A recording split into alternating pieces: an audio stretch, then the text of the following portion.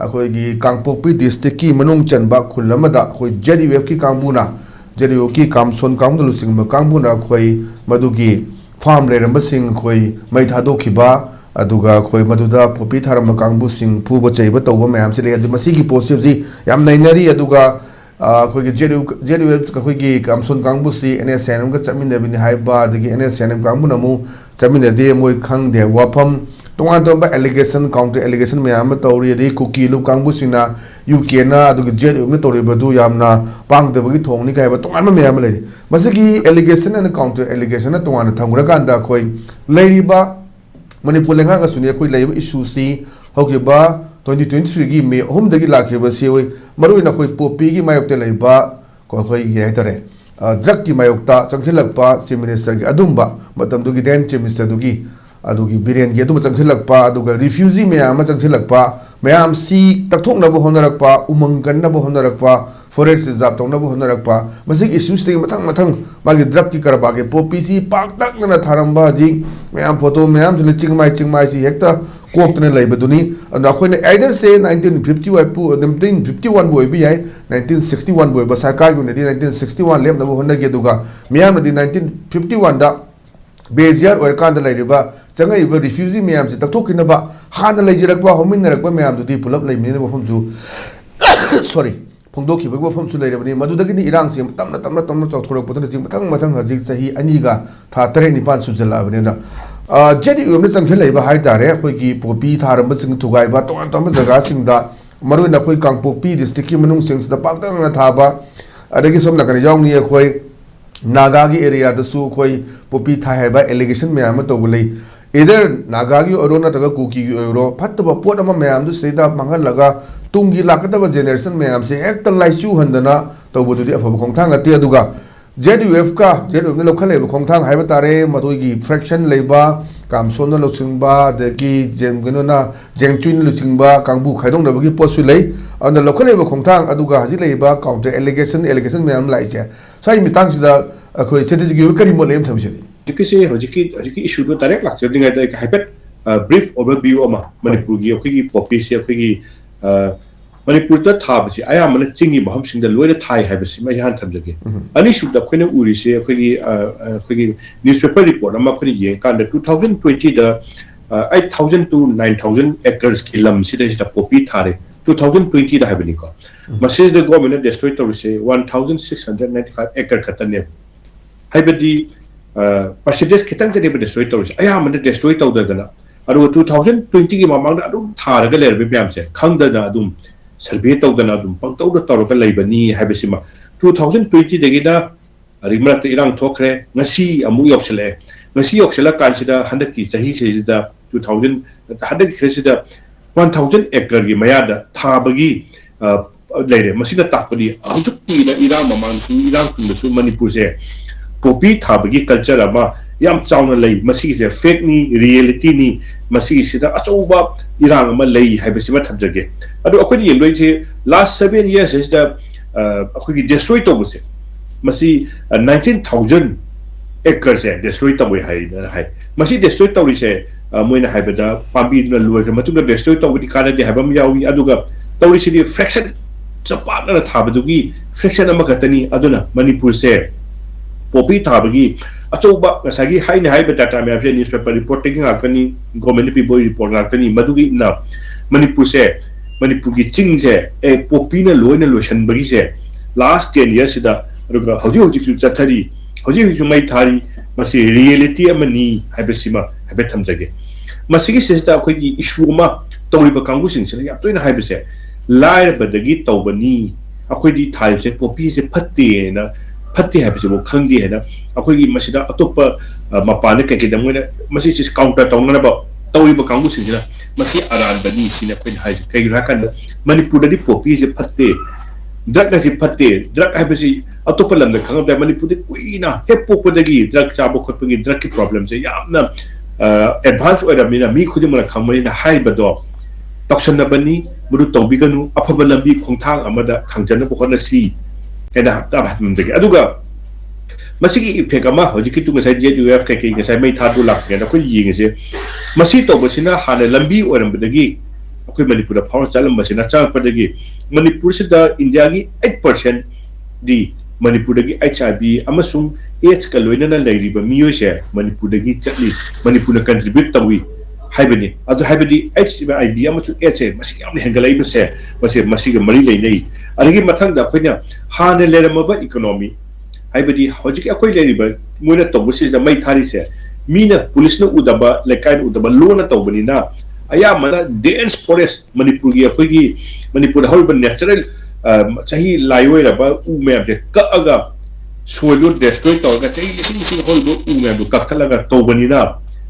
ꯑꯩꯈꯣꯏꯒꯤ dense forest virgin forest ꯑꯩꯈꯣꯏꯒꯤ medicinal ꯄ꯭ꯂꯥꯟꯠꯁ ꯈ꯭ꯋꯥꯏꯗꯒꯤ ꯌꯥꯝ ꯐꯪꯉꯦ ꯍꯥꯏꯔꯤꯕ ꯃꯅꯤꯄꯨꯔꯒꯤ ꯀꯩꯅꯣ ꯃꯌꯥꯝꯁꯦ ꯅꯦꯆꯔꯦꯜ ꯑꯩꯈꯣꯏ ꯏꯟꯗꯤꯖꯤꯅꯁ ꯄ꯭ꯂꯥꯟꯠꯁ ꯃꯌꯥꯝꯁꯦ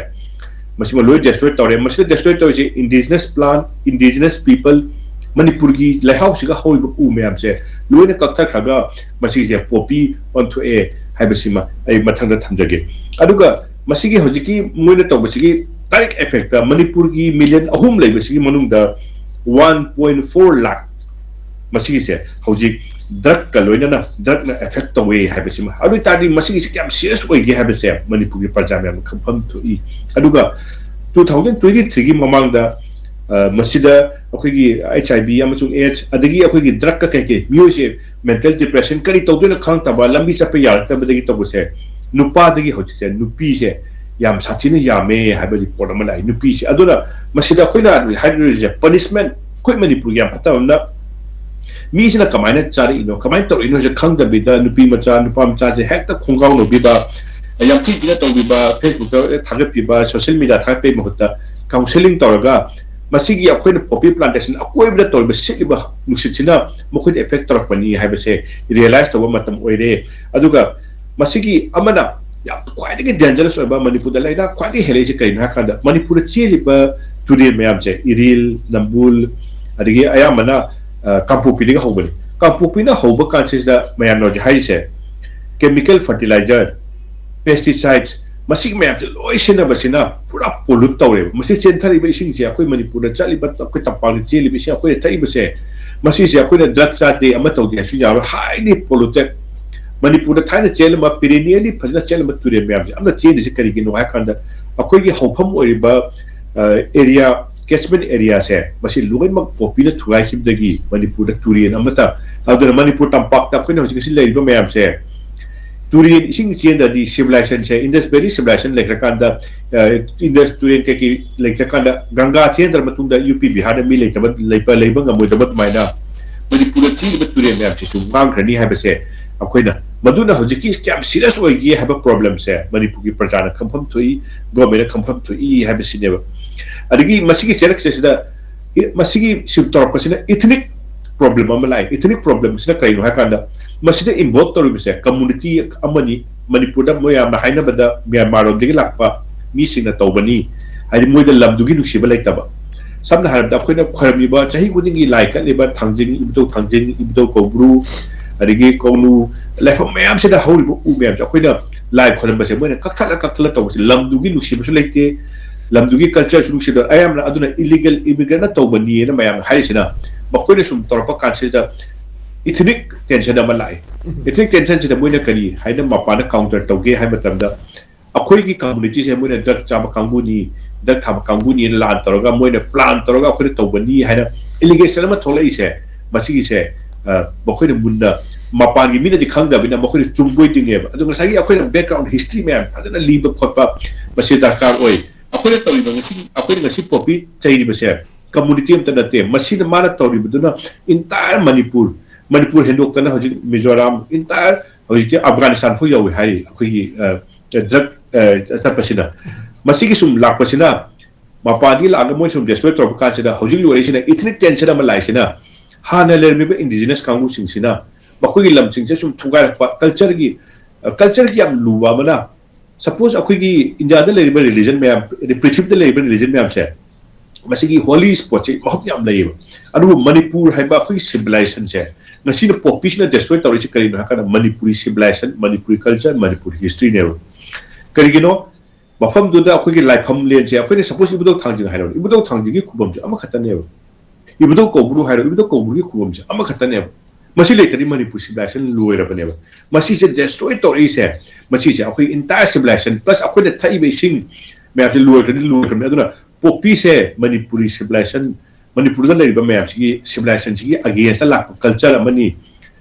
destroy to na ba amani moina la ba gi to bani hagera amagi hagera loina oi da bani adubu masi se Manipur destroy to na ba Manipur se muthat khina ba akoi le ningsang ba ya ba di akoi ti yam machani yam lan mut khini opium war da chao graba China do America na sorry England na kamaina loction ki that pijara kamayam do chao graba